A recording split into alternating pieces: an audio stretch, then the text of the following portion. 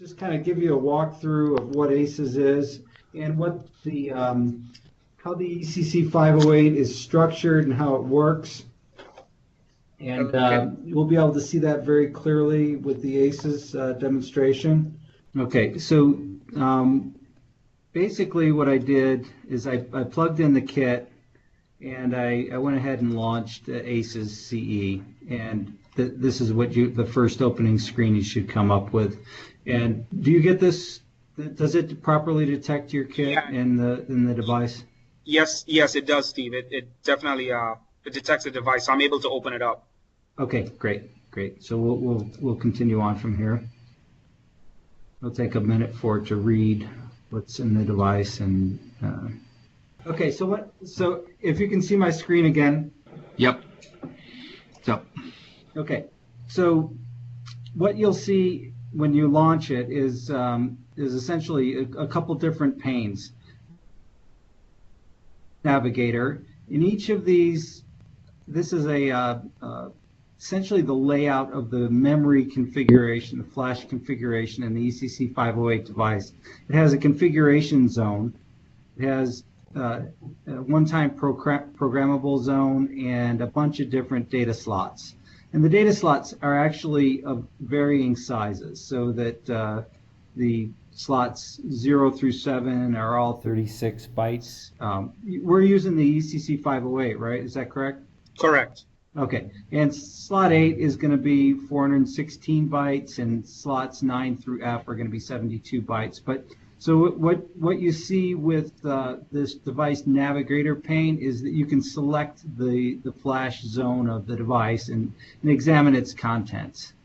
And you'll notice that all of these slots have an undetermined contents. Basically, that until it's fully locked, you may or may not ever be able to see this content. But there are some circumstances where you can actually see that content. But we'll get to that in a minute. On the configuration zone, this is kind of the configuration zone. All the registers in the that you can configure the device for, and it basically allows you to configure the device. But I'm going to just walk through the ACES interface at the next for now. So we've got the device navigator, and you can see how the device navigator is hooked to both the configuration zone contents and the configuration zone summary here over on the right. So as I select the various zones in the device navigator, both of these panes are linked to that. So that's just summary information. We've got a communication log down here at the bottom that essentially puts that allows you to see all of the bytes that are being sent to and received from the ECC 508. So this is very helpful when you're developing your firmware. If you want, like, for example, fixed vectors that that always validate, you can basically select these bytes and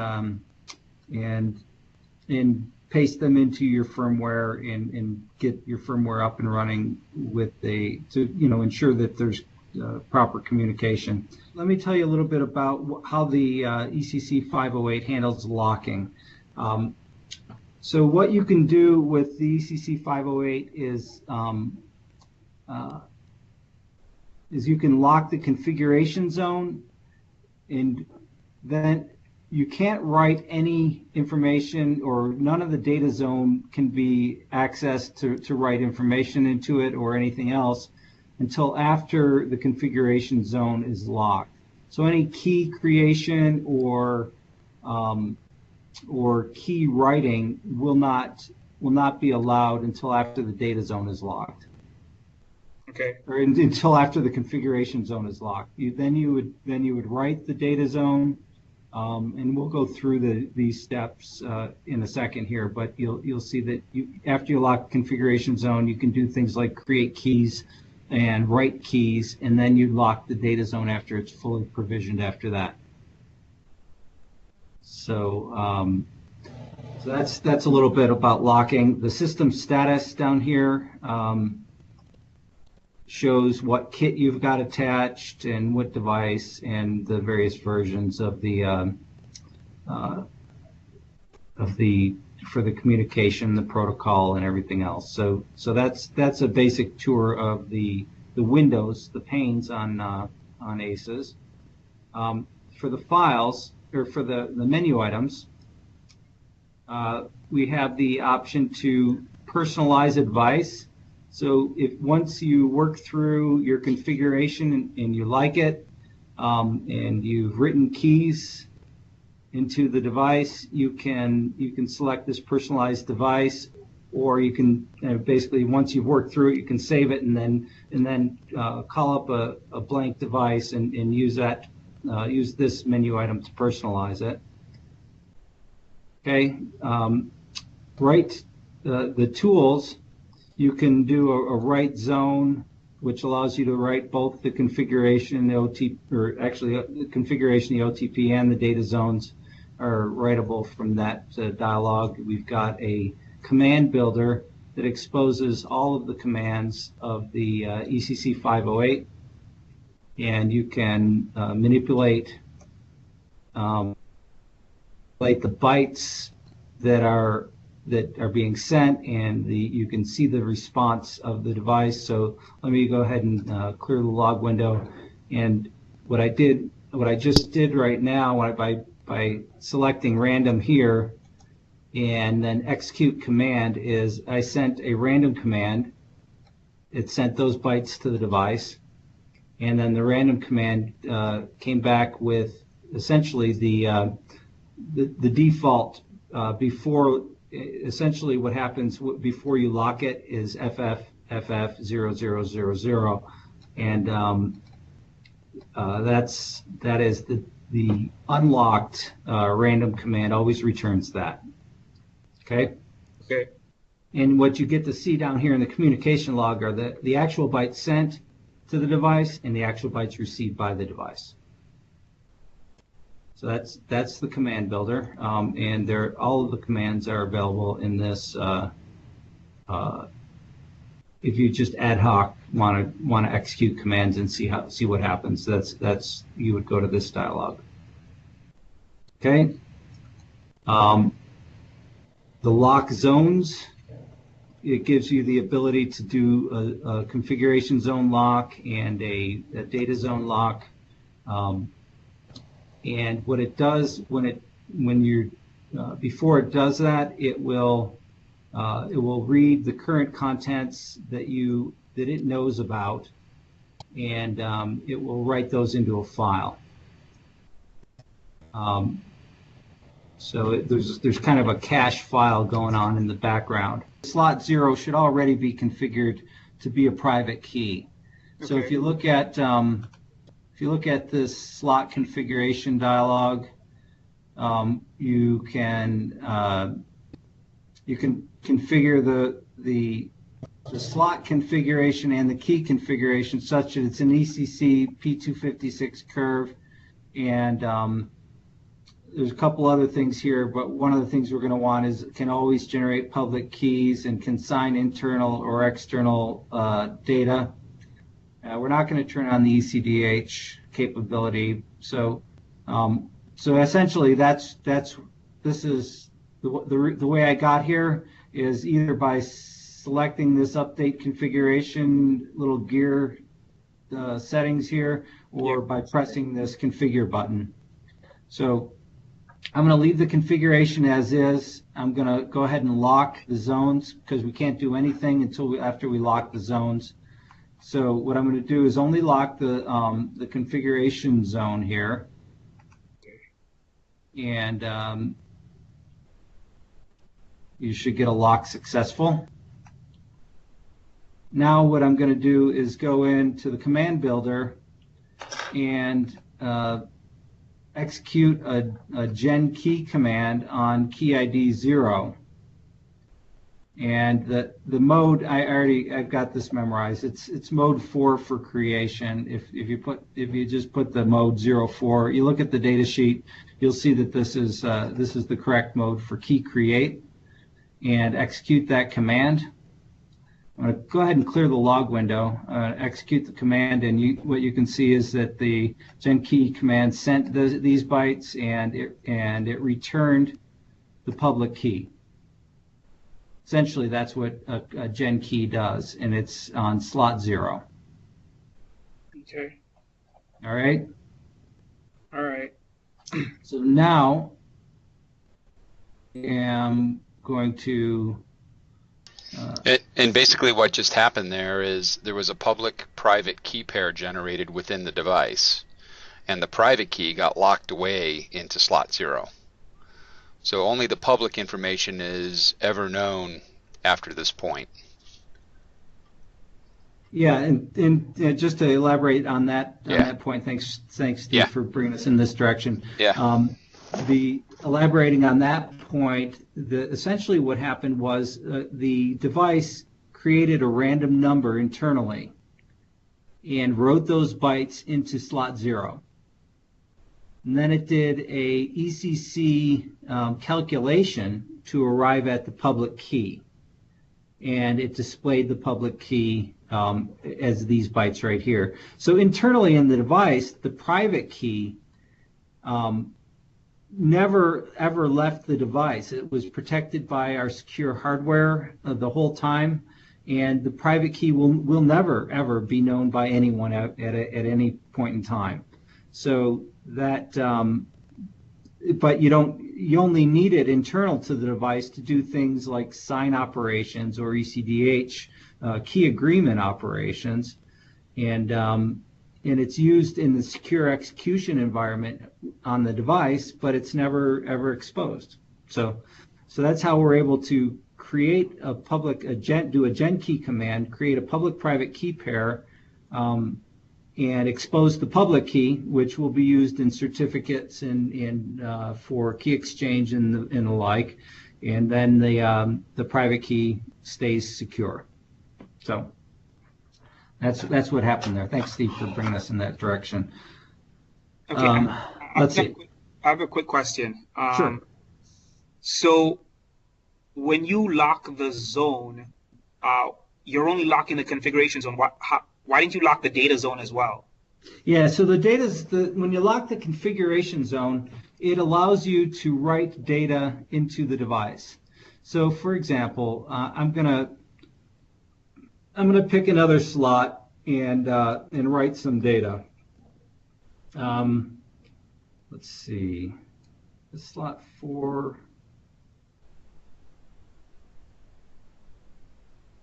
Like, does it matter which slot you're writing to? No, it doesn't. So if your slot is configured as an ECC slot, the key type P256 here, you can see down here in the key zone configuration summary. If it's a P256, you cannot. The only thing that you can ever do with that slot, you can do what is most commonly done with that is to use the gen key command to insert a private key into that slot. So that is that's an operation that you can do on that kind of a slot. If it's a symmetric key slot, you actually want to write the secret bytes into it. So for this slot, say slot 6, is a symmetric key slot. It's not ECC key. You can see down here in key type. So what I can do is write bytes into slot 6. So I'm just going to write a bunch of 6s into slot 6, and I'll write zone. And what you'll see is that even though I can't read the bytes back, I can show them because I know what I wrote. So if you look at this, back over at this device navigator, so we have bytes that are displayed based on what I know I just wrote. So you can see how that slot 6 changed from undetermined to written. Change this to 8.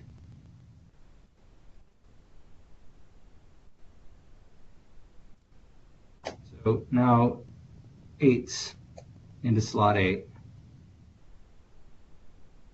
Yeah, there we go. Okay. And I'm going to rewrite these with 6s. So you can see there are certain things you can do when the configuration zone is locked. And one of them is gen key, which we did on slot 0. And the other one is you can write the contents. And the reason that you can't write the contents until after you lock the configuration zone is you want to be able to put secrets in there that cannot be compromised.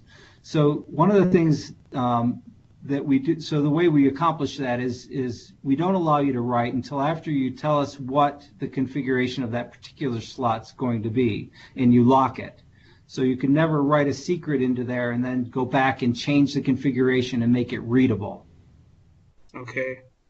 So that's the basic reason you're going to be locking the configuration zone, and we don't allow any writes.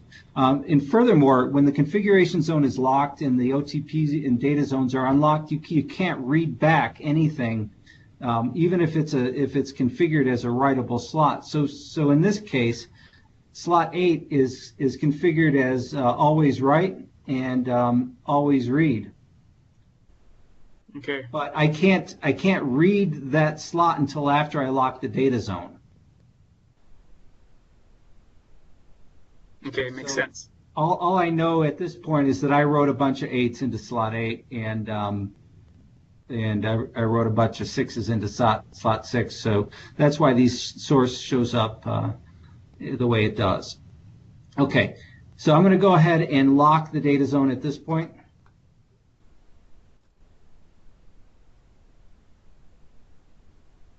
And it's going to come back success. And what you'll notice is that in this communication log,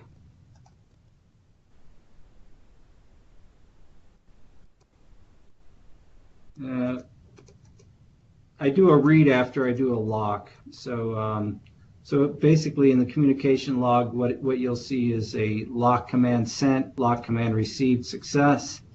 And then it went through and did a read on the entire device. So now when I go back to this device navigator, what I see is that slot 0 is still undetermined. I don't know what the private key is in there, but I know that I did a gen key on it. I know that I wrote 6s into slot 6, and I read the contents of slot 8. And the device was configured for clear reads on slots 8 through E, and so I can actually go and read those contents. Okay, so now what I'm going to do is kind of show you what the sign verify random challenge response. And when you're doing authentication, you always do a random challenge response to ensure authenticity. So so that's what I'm going to verify and show you this dialogue at this point. Is there any questions up till now? So are you guys following me? Yeah, I'm following along. Okay. Okay, good. All right. So so the sign verify, now that we have done a gen key on slot 0, which created the public private key pair, we can actually use that private key to sign whatever message we want. So I'm going to just sign these bytes here, which is a just message that I signed, or that I typed in here, and it should come up, type data to sign here. So I signed these bytes, and it came up with the signature. Now I'm going to generate the public key, and remember the setting that we put in there before was that it could always generate a public key. So I generated that public key. It put that information in here, and I can execute the verify command and see that it verifies. So let me go through that a little bit a little bit more slowly, and I'll clear the log window here, and we'll actually open the command builder and get a random number. So I'm going to take and select the random command and execute the random command, and so I got a random number now, right? Okay. I'm going to put that random number, just copy it, and I'm going to paste it into here. And right now, what it looks like is there's a bunch of it's taking the ASCII bytes because of this this radio button here. I'm going to make it take the hex bytes. So now you'll see that these hex bytes here match the hex bytes that I'm going to sign, and that goes again as a random number. So if I press sign here, it'll produce a signature that is the signature of these message bytes. And if I press the sign again, it'll produce a different signature, and that has to do with the ECC math that is executed on the device. Each signature mixes in a randomness, so that two signatures will never be the same, but all signatures based on this public key will always verify. So if I sign it again, I'll get a completely different signature, but it's still a verified signature. You can still verify the signature based on the public key, and that's based on just on the ECC math that goes on inside the device. So if you're imagining you want to authenticate something, what you would want to do is have the host provide a random number. The authenticator, the entity that is authenticating, that wants to know if it can trust the other entity, would provide the randomness to the transaction. So you would send that random number over to the other device, and you would ask it to produce a signature using the private key that's related to the public key that it already told you it had. So then that other device would sign and pass this signature back to you, and you could compare the public key that it told you at first and the response of the signature and the random number that you sent it, and those three things you should be able to get do a verify command, and it should verify. But is there any questions from you guys up to this point? Any discussion you want to have around that? So one question I have is, how many private keys can the 508, if we're talking about ECC, how many private keys can it store? Yeah, so what you'll see is that you really only need to store one, right. But based on the number of slots, you can see that there are 16 slots that can hold private keys. But some of them can't hold ECC private keys. Is that what I understood, or? Like... No, they can all hold ECC private keys. Okay. That's so you can have up to 16 private keys on the ECC 508. I have a question. We go through the steps. We generate the private key on the chip, but where is the public key getting generated? Where's that getting stored? Well, it doesn't need to be stored at all, because you can always calculate it from. You can store it on the device, but it doesn't need to be stored there. And the reason is because you have set up the configuration such that you can generate the public key from the private key. You can calculate it. What you're going to be doing on your side is creating a root of trust, and like Steve just said. But what you're going to do with that root of trust, think about it as authorizing the factory to sign devices on your behalf. So this first signer exchange, this signature exchange between your root is more like a certificate request by the signing module where it's saying the signing module is saying, hey, I want to sign devices on your behalf, and you need to authorize that. And the way you authorize that is by signing the certificate that the signing module will use. So what the advantage of why you might want to do that is that if you wanted to authorize multiple devices, either for increased capacity, production capacity, or for diversification of third-party programmers that are authorized to create devices that are signed into your chain that anchor with your root module, then you can do that. You can actually sign multiple signing modules to create to authorize multiple signing modules to create your devices. So does that piece make sense to you guys, or any discussion that we need to have on that point? No. Okay. Okay. So what happens is one thing to add to that, Steve, too, is that Sure. that signing module, you could also use that for your engineer's desk that's signing the firmware, right? So Yes. you trace it all the way back to your root pub key during the verifies. So you can verify firmware download, you can verify boot code at runtime, as well as device authenticity, all with just the root public key. And we'll show you how to do that in the next slide.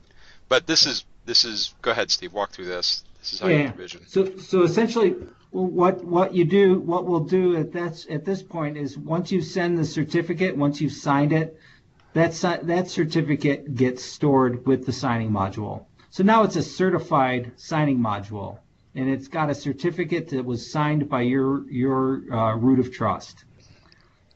So next thing that happens is, in the factory, you've got this a provisioning, or you've got an ECC 508, and the steps we just went through. Let me stop there. What we just did with that gen key operation is we created a public-private key pair. Okay? And the private key stays inside the device, but the public key is wrapped in a certificate that is signed by the signing module. So that certificate, so what you end up with is you get a certificate for each device. Each device's private key, again, the private key is random.